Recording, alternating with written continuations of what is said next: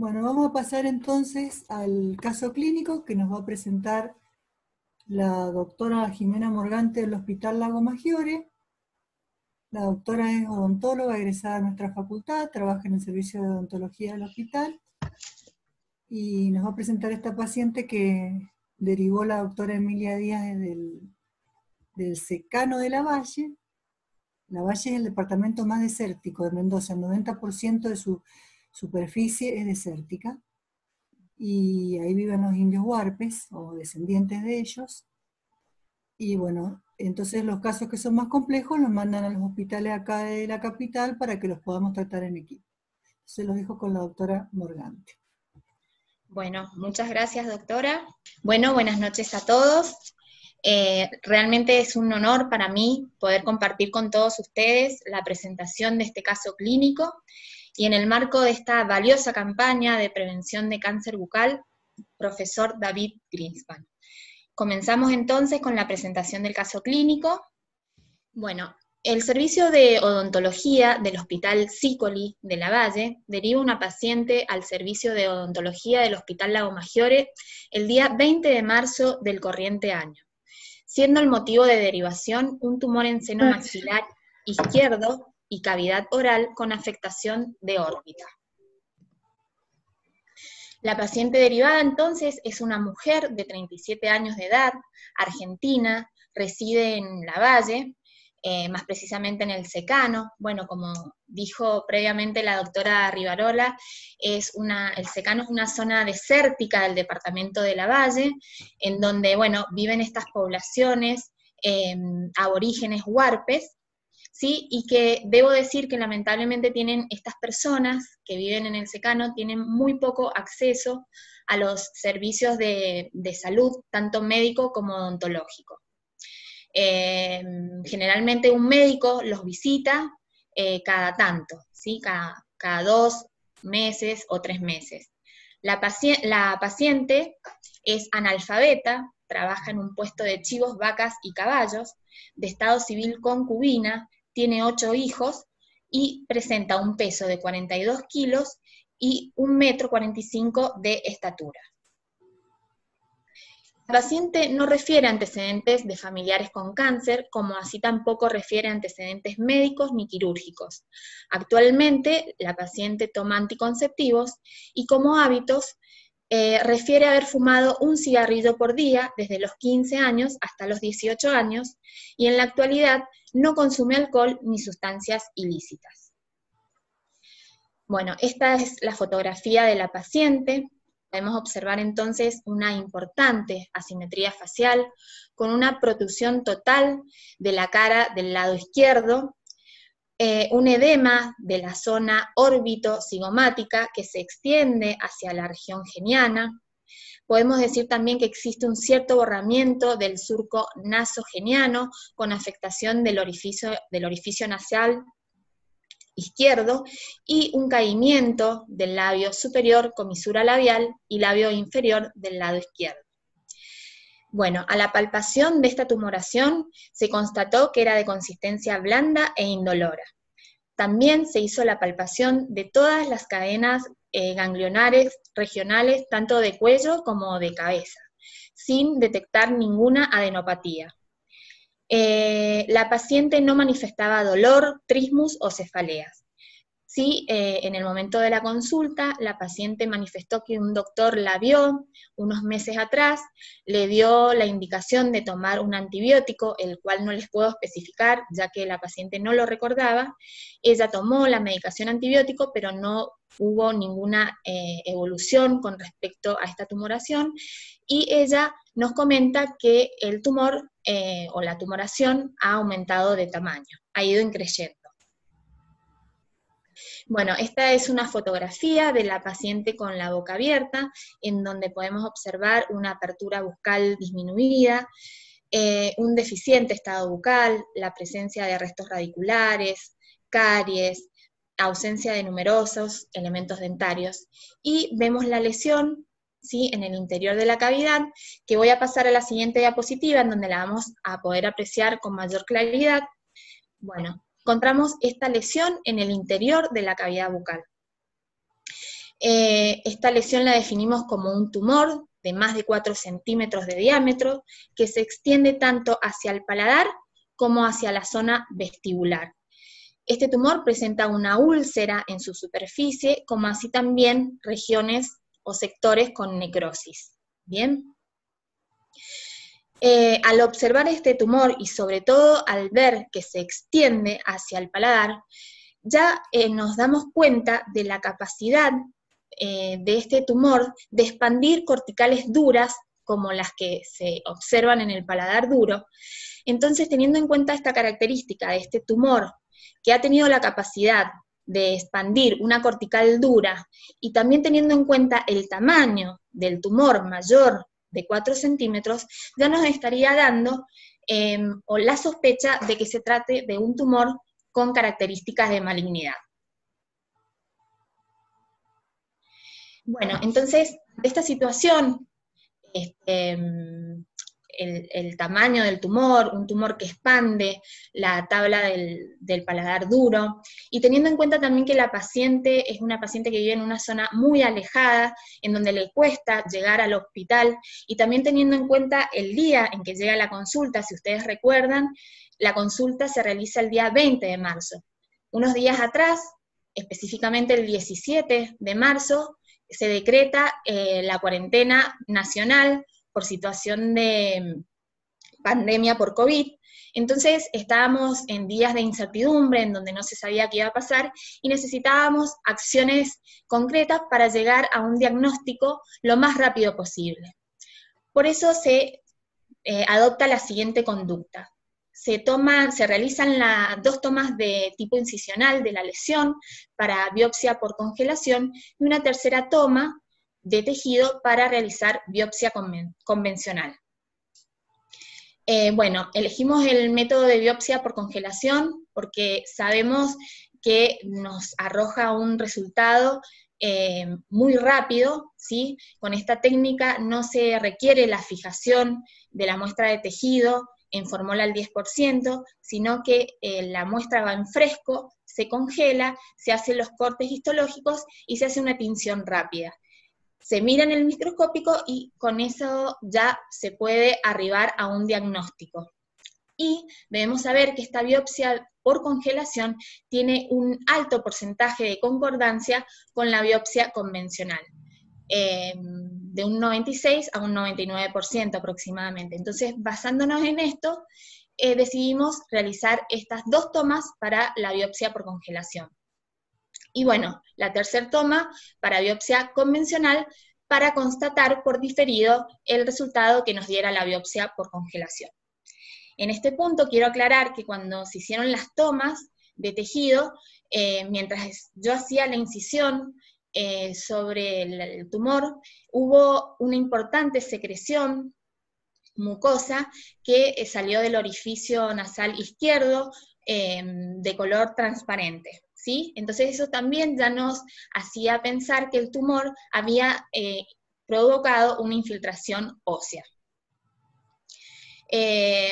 Bueno, también se solicitó una radiografía de Waters con la técnica nasomentoplaca, siempre con carácter de urgencia para evaluar el seno maxilar. Se solicita además la TAC de macizo facial con carácter de urgencia y se realiza la interconsulta con el servicio de oncología. Bueno, en esta diapositiva entonces observamos la radiografía de Waters, en donde observamos un velamiento o una opacidad total, ¿sí? Acá lo voy señalando con el cursor, a nivel del seno maxilar izquierdo, en donde también es posible observar cómo la masa tumoral está invadiendo la fosa nasal izquierda y la cavidad oral.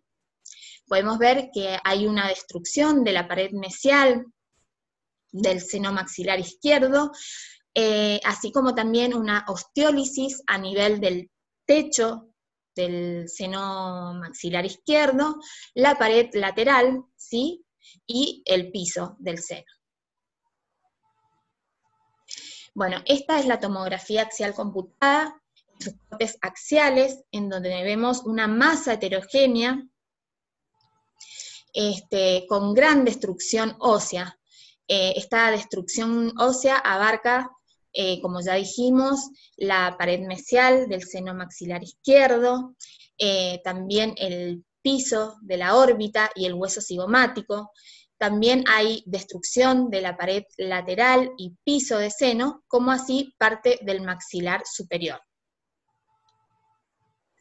Bueno, y este es el resultado de la biopsia por congelación, en donde el estudio macroscópico nos indica que se reciben 2 fragmentos irregulares, rojizos, blandos, y las medidas de cada uno, y se realizaron los cortes por congelación, como yo les dije anteriormente, con tinción rápida con hematoxilina y eosina, y se informa positivo para carcinoma escamoso a confirmar por diferido.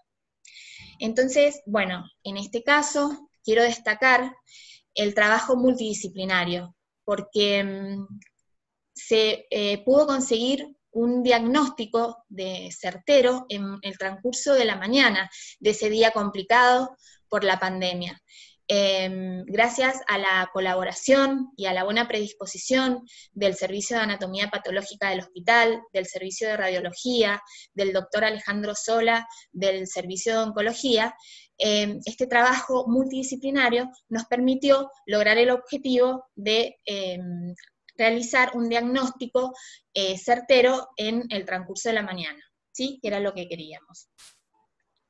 Bueno, después la anatomía patológica diferida por biopsia convencional nos da el diagnóstico de carcinoma escamoso bien diferenciado invasor, coincidiendo con el resultado que nos había dado la biopsia por congelación, con una estadificación T4, N0, M0, teniendo en cuenta que T4 indica que el tumor es mayor a 4 centímetros de diámetro, y que también invade zonas vecinas con infiltración ósea.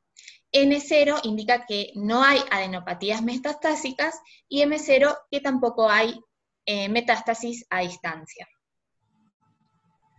Bueno, actualmente la paciente con este diagnóstico de carcinoma de células escamosas bien diferenciado, invasor en el seno maxilar, está en tratamiento de quimioterapia con el esquema DCF, doxetacel, cisplatino y fluoracilo, en donde lleva realizado 3 ciclos y con muy poca respuesta, lamentablemente.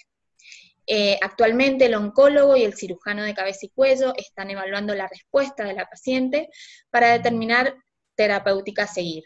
Probablemente una cirugía de seno, radioterapia, bueno, están evaluando la respuesta.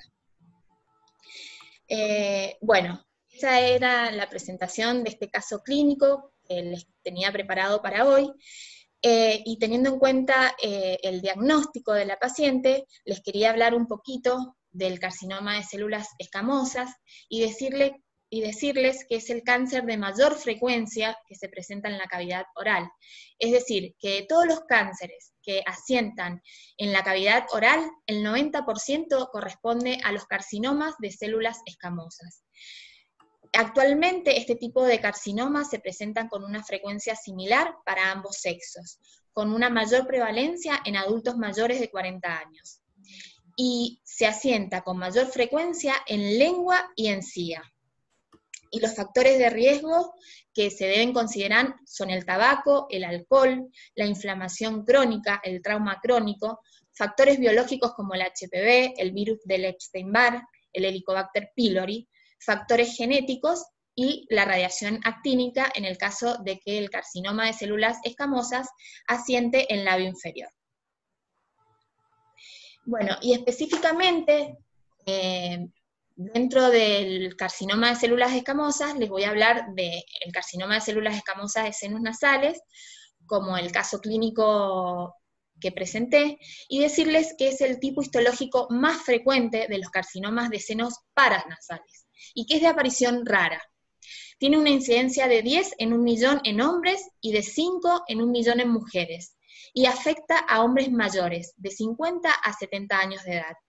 Generalmente estos carcinomas son detectados en etapas avanzadas, un 90% de ellos en estadio T3 y T4. y son asintomáticos inicialmente. ¿Por qué? Porque se desarrollan en el interior de la cavidad de los senos.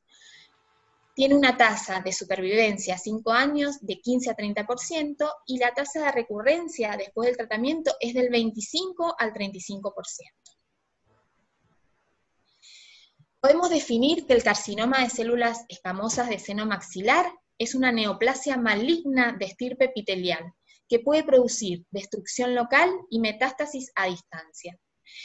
Y es el resultado de la proliferación anormal y descontrolada de células escamosas de la mucosa del seno maxilar, por la acumulación de alteraciones genéticas y epigenéticas, como bien explicaron las doctoras anteriormente. El carcinoma de células escamosas del seno maxilar, como dijimos, tiene síntomas iniciales inespecíficos, y generalmente estos síntomas iniciales son asociados a alteraciones inflamatorias. Es así que el cáncer continúa, avanza, sigue creciendo y no es detectado. Si el carcinoma de células escamosas sigue creciendo, puede involucrar las distintas paredes del seno maxilar. Si afecta el piso del seno, clínicamente podemos observar movilidad dentaria y aumento del volumen del reborde alveolar maxilar, paladar o pliegue mucobucal, como en el caso de la paciente que presenté. Si la pared involucrada es la superior, hay una afectación de la región orbitaria. Si la pared involucrada es la mesial, hay una obstrucción nasal. Y si la pared involucrada fuera la lateral, hay un aumento del volumen de la mejilla. La dificultad para respirar y la rinorrea pueden ser referidos por algunos pacientes, y el trismus, la cefalea o la neuropatía craneal implica la posibilidad de extensión extrasinusal de la neoplasia. Los pacientes, algunos pueden manifestar dolor, ¿sí? Y en este caso sería por una infección sobreagregada o una extensión extrasinusal del carcinoma. Bien, los carcinomas de células escamosas del seno maxilar dan metástasis a los ganglios regionales submandibulares, que son, a ver si veo el cursor, a los submandibulares y a los ganglios de la cadena yugular alta, ¿sí? Y en este caso, cuando estos cánceres o carcinomas están asociados a estas adenopatías, el pronóstico es malo. Bueno, y tenemos que tener en cuenta estas entidades para el diagnóstico diferencial, tanto del carcinoma de células escamosas que asiente en seno nasal, en seno maxilar, perdón, como en cualquier parte de la cavidad oral. Entonces, el diagnóstico diferencial lo debemos realizar con las leucemias, el linfoma no Hodgkin, la hiperplasia paraprotética, la úlcera por tuberculosis, la blastomicosis, el carcinoma anexial, los adenomas y las infecciones periodontales. Como conclusión, puedo decir que el carcinoma de células escamosas de seno nasal es poco frecuente y generalmente es diagnosticado en los estadios avanzados, en estadio 3 y 4. El examen odontoestomatológico minucioso puede lograr un diagnóstico precoz de este carcinoma, que es de evolución tórpida y se presenta sin signos específicos, sobre todo en sus estadios iniciales. Y es fundamental el rol de la atención primaria de la salud para la detección de este y de todos los tipos de cáncer. Para terminar, les quería dejar esta frase del Buda Gautama, que a mí me gusta mucho porque la considero muy cierta, que dice que la salud es la más alta posesión. Bueno, muchas gracias por su atención.